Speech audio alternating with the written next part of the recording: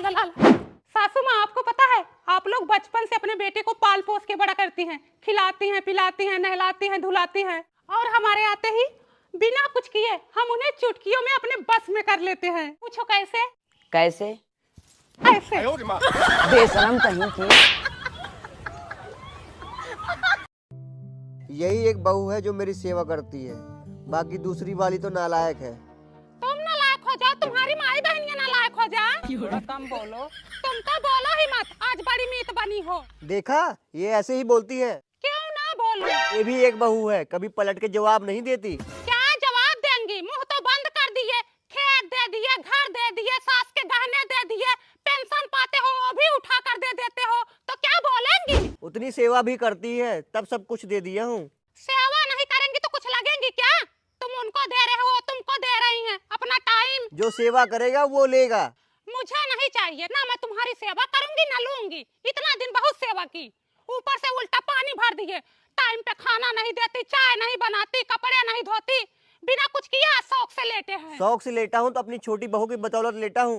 मुझसे झगड़ा मत करो, तुम उनको समझो, तुम्हें समझे, वही अपना चाटो चटाओ। मैं क्यों माफी मांगू, तुम मांगो।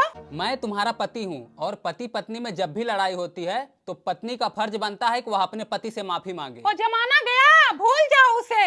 आज के जमाने में पति पत्नी एक समान, फिर क्यों भेद करे इंसान? गलती आपने किया है तो आपका धर्म है माफी मांगना। कैसा धर्म?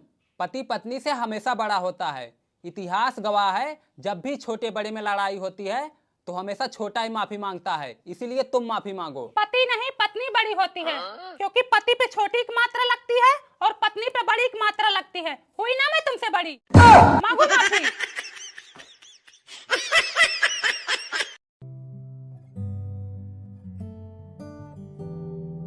Next patient.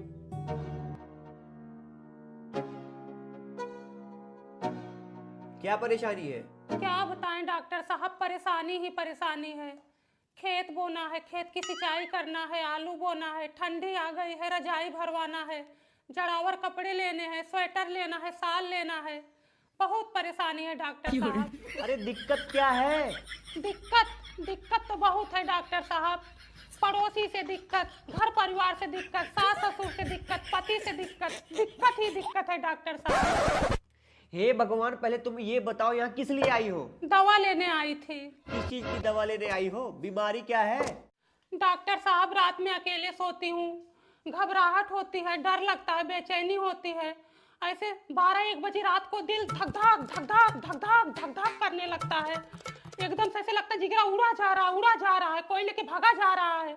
अचानक से आँख खुल जाती, घबरा के बैठ जाती हूँ डॉक्टर साहब। रात भर नींद नहीं आती, ठीक से सो भी नहीं पाती हूँ। तुम्हारे पति कहाँ रहते हैं? बाहर रहते हैं। गाँव नहीं आते? साल भर में एक बार आते हैं, 1 हफ्ता मुश्किल से रहते हैं, वो भी 4 दिन दोस्तों के साथ बिताते हैं, 4 दिन रिश्तेदारी घूमते हैं, 1 हफ्ता हो जाता चले जाते हैं। अच्छा, तो ये बात है। ये तो बहुत गंभीर समस्या है। तो मैं आपको एक टॉनिक लिख रहा हूँ, इसको सुबह शाम पीना, ये आप में ताकत लाएगा। और ज़्यादा मत सोचा करो, कम से कम 7 घंटे की नींद लिया करो और खाने पीने पर ध्यान दो। खाना खाने का मन ही नहीं करता डॉक्टर साहब, भूख ही नहीं लगती। दोपहर हो गया है, सुबह नाश्ते में सिर्फ 4 रोटी खाई थी और अभी तक भूख नहीं लगी। ठीक है, मैं भूख लगने की भी दवा लिख देता हूँ। डॉक्टर साहब, कोई ऐसी दवा लिख दीजिए जो दिल के दर्द को भी कम कर सके। उनकी याद बहुत आती है, उन यादों को कम करने के लिए भी कोई दवा लिख दीजिए ना। तुम्हारे पति का कोई छोटा भाई है? आई मीन देवर? हाँ। थोड़ा उसके साथ समय बिता लिया करो, माइंड फ्रेश रहेगा। ठीक है डॉक्टर साहब। डॉक्टर साहब, बताए नहीं मुझे क्या बीमारी है? आपको विटामिन एम की कमी। डॉक्टर साहब, विटामिन ए से ई तक तो सुनी थी, ये एम कौन सा विटामिन है? अरे एम फॉर मैन, मैन मतलब आदमी। इधर आओ, तुम्हारी दिल की धड़कन चेक कर लेता हूँ। डॉक्टर साहब, अरे घबराओ मत, कुछ नहीं होगा। डॉक्टर साहब बता लीजिए, आराम हो रहा है? आराम हो रहा है ना? हाँ, आराम हो रहा है। फिर ठीक है। जो इंसान इस जन्म में नर है वह अगले जन्म में नर ही बनेगा और जो नारी है वह अगले जन्म में नारी ही बनेगी। अरे माँ जी, आप जा क्यों रही हैं? जब अगले जन्म में रोटियां ही बनानी है तो सत्संग सुनने का क्या फायदा?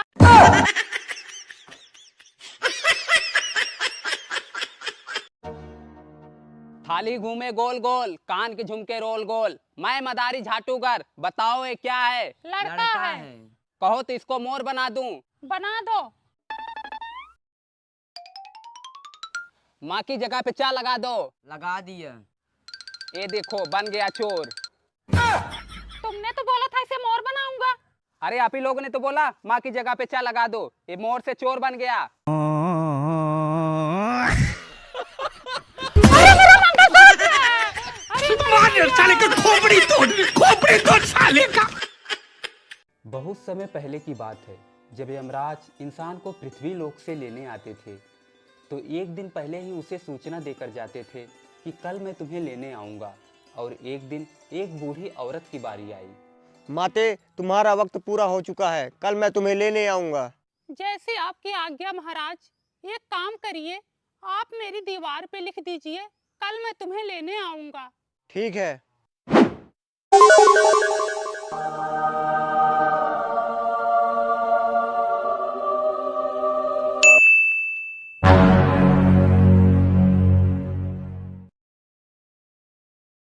माते, तुम्हारा समय पूरा हुआ, अब चलो मेरे साथ। महाराज, आपने तो बोला था आप मुझे कल लेने आओगे। हाँ, तो कल ही तो आया हूँ। लेकिन यह तो आज है और आपने मेरी दीवार पे लिखा है कल मैं तुम्हें लेने आऊंगा। हाँ? ठीक है, फिर मैं कल आऊंगा। माते, अब चलो मेरे साथ। महाराज, फिर आप आज ही आ गए और आपने मेरी दीवार पे लिखा है कल मैं तुम्हें लेने आऊंगा। और इस तरह यमराज अपने ही जाल में फंस गए और उसी दिन से लोगों को बिना बताए ले जाने लगे।